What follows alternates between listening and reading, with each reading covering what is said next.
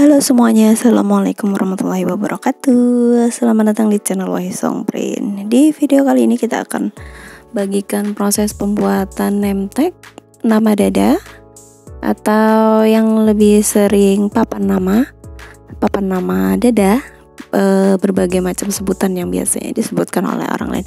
Tapi biasanya kita lebih sering menyebutnya name tag atau nama untuk disematkan di pakaian di bagian dada.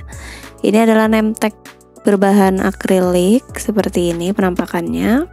Kemudian kita lapis menggunakan likal atau yang lebih sering orang kenal disebut juga dengan resin gitu ya, walaupun mereka berbeda.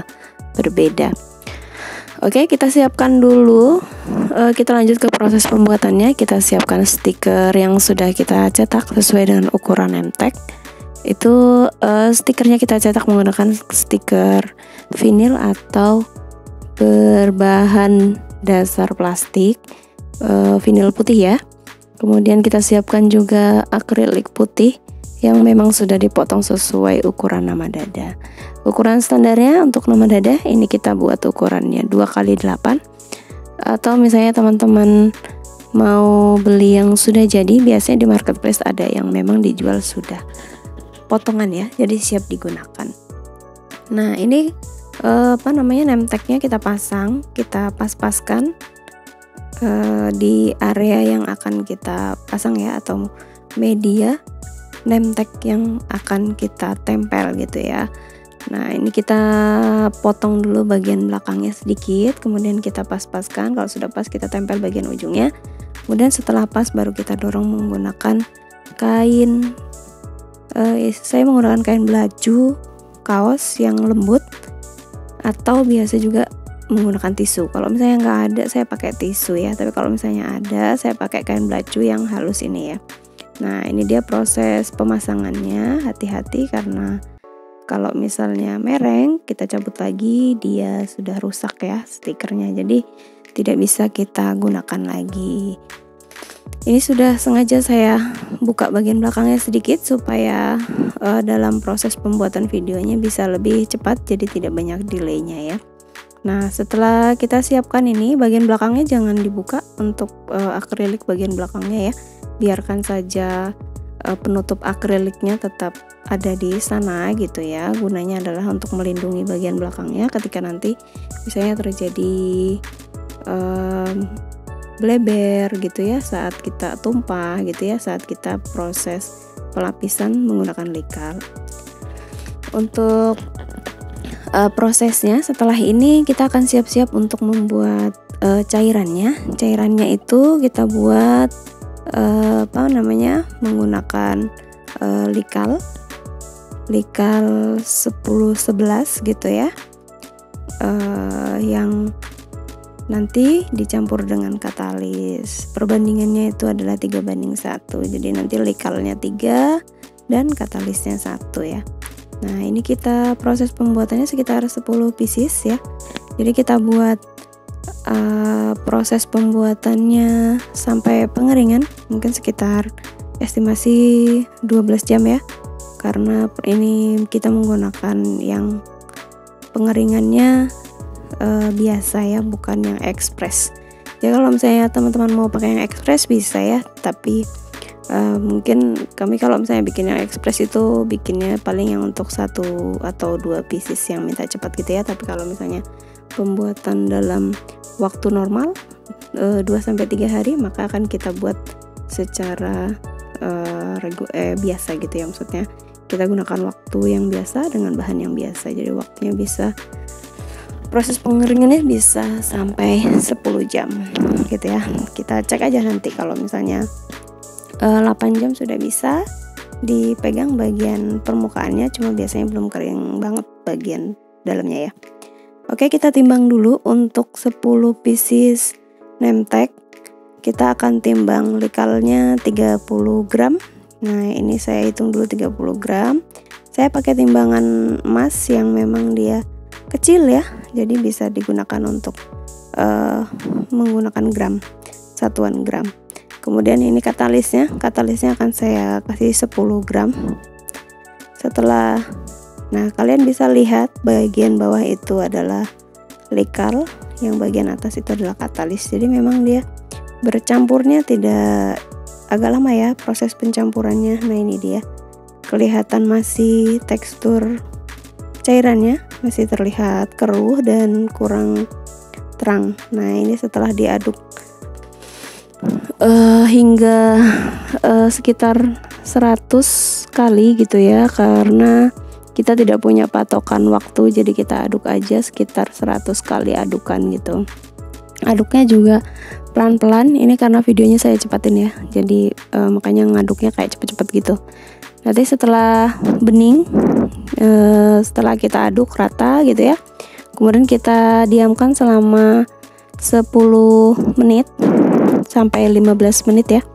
Kalau terlewat dari itu biasanya dia cairannya sudah lebih kental dan menggumpal, jadi nanti waktu kita ngambil banyak busa yang atau gelembung yang muncul gitu ya.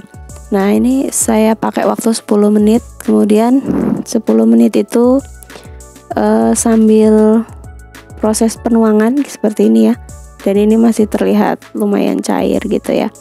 Nah, kita akan tuang satu nemtek ini sekitar 1,5 sendok. Kalau masih ada lebihnya biasanya saya masukkan di areanya, yang penting sudah masih cukup ya. Tapi jangan juga berlebihan karena nanti bisa tumpah atau meleber ya. Proses meleber itu bisa jadi karena misalnya dia terkena tetesan gitu ya, atau misalnya kita mendorongnya terlalu tepi sekali, akhirnya dia kena bagian tepinya, nah maka cairannya akan turun. Nah, untuk menjaga cairannya supaya tidak turun, kita benar-benar harus pelan-pelan proses meratakan bagian ujungnya ya, karena biasanya bagian ujungnya itu kurang, kalau kita nggak perhatikan kadang ujungnya itu belum terkena cairan katalis likal yang kita mau. Nah, ini proses meratakannya. Nah, ini kita pelan-pelan ya proses meratakannya. Kebetulan ini akrilik, jadi sebenarnya tidak terlalu riskan untuk turun ya cairannya, tapi ini kebetulan pas ada yang meleber, jadi kita harus cepat-cepat pisahkan dia dari area yang basah, dan kita harus cepat-cepat bersihkan di bagian yang terkena tumpahan ya. Nah, ini tumpahannya saya bersihkan pakai tisu, kemudian saya kasih minyak kayu putih, kemudian saya gosok lagi biar kacanya tidak kotor ya, tidak banyak. Nanti kalau misalnya sudah kering, dia nggak banyak kayak keras-keras di bagian kacanya gitu ya. Teksturnya jadi kacanya tetap rata gitu. Nah, setelah dirapikan, dibersihkan, kita akan susun lagi gitu ya, disusun supaya rapi, dan kita akan simpan dia, akan kita diamkan dia, kita akan diamkan dia hingga 8-10 jam ya. Idealnya 10 jam dia akan mengalami proses pengeringan secara sempurna. Nanti setelah ini kita masih ada satu proses lagi, yaitu pengecekan gelembung. Nah, nanti kalau misalnya ada gelembung, kita akan keluarkan gelembungnya menggunakan api seperti di video ini ya. Kita pakai korek panjang. Nah, kita akan keluarkan gelembungnya ya. Untuk gelembungnya itu kalau prosesnya yang kita terlalu banyak gelembungnya, dia juga agak susah untuk menghilang ya. Nah, kita bisa lihat ini yang sudah didiamkan selama 10 jam. Saya bikinnya pagi, kemudian malamnya kita pasangi peniti. Nah, ini dia, kita buka lagi bagian belakangnya. Nah, ini fungsinya tadi ya, kalau misalnya dia terkena tumpahan, dia masih tetap bersih, tetap rapi, dan dia tidak terlihat kotor gitu ya. Kemudian kita susun supaya tidak terbalik saat proses pemasangan peniti, karena kadang kita kalau nggak sadar tiba-tiba ternyata kita masang penitinya terbalik. Nah, ini penitinya kita pasang arahnya, kemudian posisinya agak sedikit di bagian atas, supaya nanti saat proses atau misalnya name tag-nya digunakan, itu name tag-nya tidak terlalu menghadap ke bawah atau dingkluk gitu ya, menghadap. Karena kalau misalnya posisinya di tengah, biasanya penitinya name tag-nya agak menghadap ke bawah gitu ya. Jadi kalau misalnya bagian atas, nah ini baru bisa digunakan dan tidak terlalu dingkluk gitu ya, terlalu menghadap ke bawah. Oke. Sekian untuk proses pembuatan name tag kali ini. Semoga teman-teman bisa belajar atau bisa mengambil pelajaran di video ini ya, dan sampai jumpa lagi di video selanjutnya ya. Bye bye. Wassalamualaikum warahmatullahi wabarakatuh.